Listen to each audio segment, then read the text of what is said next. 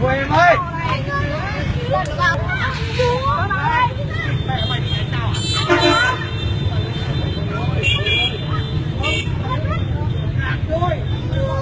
Không anh nào cứu được.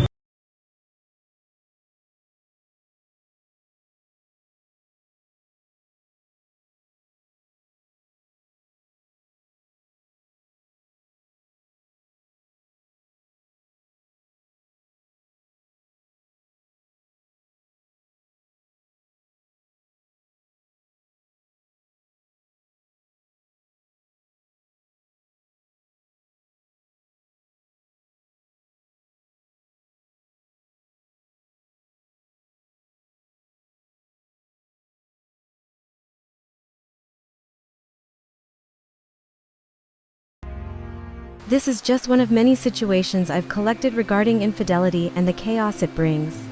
As you can see, each story carries its own unique pain, anger, and difficult decisions. Yet, amidst all this, the experiences shared reveal not just heartbreak, but also lessons on trust, forgiveness, and self-worth.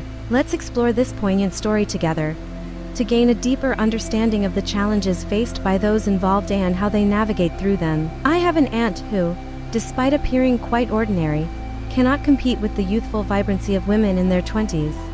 At over 30, the burdens of age, motherhood, and a demanding job have left her looking weary and worn. My uncle, nearly 40, is a capable man. He owns a home and a car, and is respected by many. It seemed as though my aunt and uncle would live a warm and happy life together forever. But one day, my aunt called my mother, her voice laced with frustration and urgency. "Sister, I've been watching my husband for weeks. Today, I discovered he's been seeing someone else.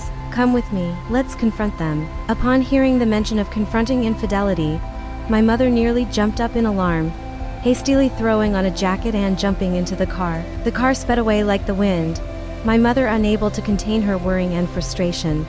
On the way, she peppered my aunt with questions about every detail and clue she had gathered.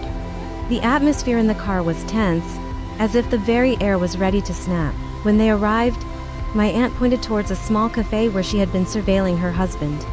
My mother stepped out of the car, eyes ablaze with determination.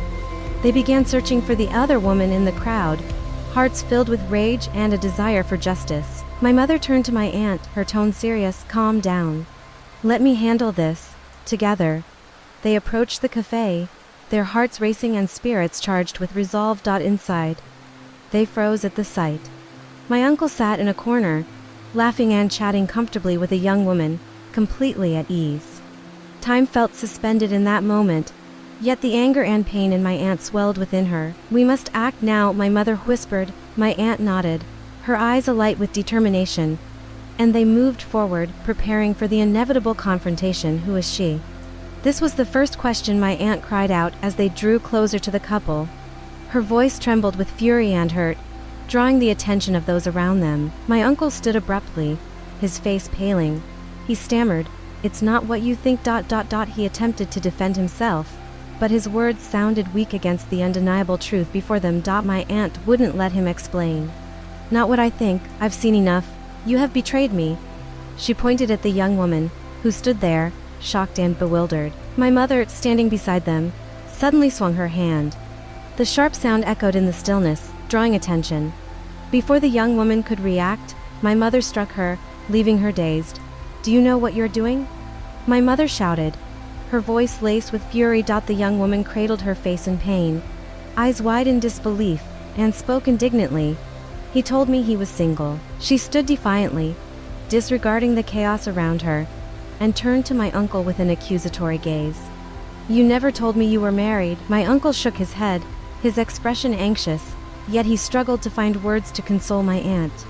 "It's not what you think," he spoke in a low voice.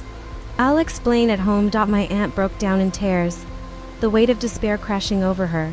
"Explain what? You've betrayed me. Do you think a few words will fix everything?" She turned away, tears streaming down her face with every step.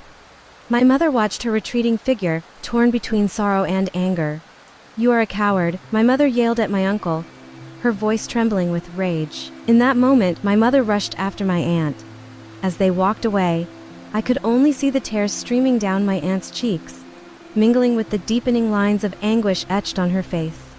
The pain and disappointment were evident in her eyes, tightening my own heart. After a while, my aunt paused and turned to my mother, her eyes red and glistening. "Leave me alone," she said, her voice faint yet resolute. "Hey, you and the kids go back." My mother hesitated, worrying flooding her heart, but my aunt convinced her. "I need time to think. I don't want anyone around right now." Reluctantly, my mother agreed to return with me, leaving my aunt standing there, lost in the crowd. The surroundings blurred into insignificance while the ache in her heart grew louder. She felt as if everything was collapsing, unsure of where to begin or how to heal the wounds within. All she wanted was to pause, lost in her thoughts. Yet her uncle's shadow lingered in her mind, making the pain unbearable. Later, I heard that my aunt and uncle could not reconcile and lived apart, even though my aunt still loved him deeply. She felt as though a part of her had been lost forever, and the pain of their divorce haunted her. As for my uncle, he claimed it was just a moment of weakness that led to my actions, yet deep down, he continued to love my aunt and their family. However, his explanations could never erase the scars left by betrayal. Now my aunt and uncle are divorced. Their home, once filled with the laughter of children, has turned silent. They have two kids, each living with one parent. My aunt cares for their young daughter, while my uncle looks after their son. Every time they see their children, both are reminded of their shared pain and the heavy burden of responsibility, as if haunted by the choices they made. Though life goes on, the beautiful and painful memories of the happy family that once existed linger vividly in both their minds. They hope that one day their children will understand and forgive the decisions their parents were forced to make.